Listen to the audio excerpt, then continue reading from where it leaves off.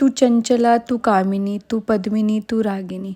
ती मुलगी आहे, ती बहीण आहे, ती आई आहे, ती बायको आहे, ती आजी आहे, ती मैत्रीण आहे, ती जन्म आहे, ती माया आहे, ती सुरुवात आहे, ती शेवट आहे. ती नसेल तर सर्व काही व्यर्थ आहे. स्त्रीबद्दल बोलू एवढे कमीच आहे.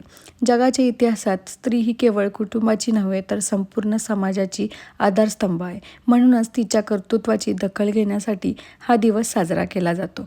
भारतीय संस्कृतीत स्त्रीला शक्ती मानले गेले आहे. मात्र प्रत्यक्ष आयुष्यात तिला अनेक अडचणींना सामोरे जावे लागते.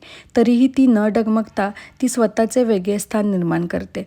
आणि ह्या माझ्या आयुष्यातील महिलांनी फक्त नोकरी मिळवणे नव्हे तर आत्मविश्वास, निर्णय क्षमता, स्वाभिमानही मिळवला आहे. आणि त्या स्वतःच्या पायावर देखील उभ्या आहेत. मग ती गृहिणी का असेना, आणि ती कुटुंबासाठी जगणारी आणि स्वतःची स्वप्ने पूर्ण करणारी देखील स्त्री आहे. आणि त्याचमुळे महिलांचा सन्मान हा केवळ एका दिवसापुरता नाही तर आपण हा दररोज केला पाहिजे. कारण ती आहे म्हणूनच आपण आहोत.